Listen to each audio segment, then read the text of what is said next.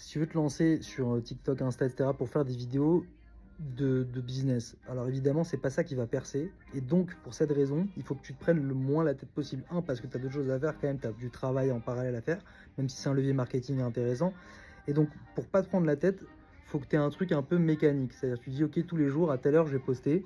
Peut-être que tu te poses sur un spot et tu anticipes et je fais plusieurs vidéos, mais surtout, personnellement, c'est ce que je fais. Je vais pas les scripter, je vais pas préparer une tonne. J'ai juste une thématique que je vais aborder et j'en parle comme ça.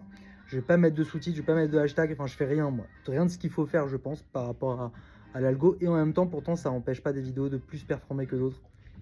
Par contre le gros avantage de cette stratégie, c'est que je ne mets pas beaucoup, je mets pas de charge mentale sur ce sujet-là. Et donc si la vidéo elle marche pas, bah, c'est pas grave, j'y ai passé une minute, peut-être 10 secondes avant pour avoir l'idée et je l'ai lancé. Alors que si ça marche, bah, c'est tout bénef. A l'inverse, quelqu'un qui se prend trop la tête, qui va faire un montage, un script, etc. J'en ai vu des gens comme ça, et leur vidéo elle fait 500 vues à la fin, bah t'as les boules en fait. Donc est-ce que tu continues sur le long terme un truc comme ça qui marche à moitié? Bah peut-être pas. Donc l'avantage, tu te dis voilà, pendant X jours, 30 jours, je vais me lancer, je vais faire des vidéos qui parlent de business, d'IA, peu importe ma niche, et je me prends pas la tête du tout dessus. Je fais pas de montage, je mets pas de sous-titres, je mets pas de hashtag, je mets pas de musique, je scripte pas, j'anticipe pas, juste j'ai mon thème, je lance et je continue.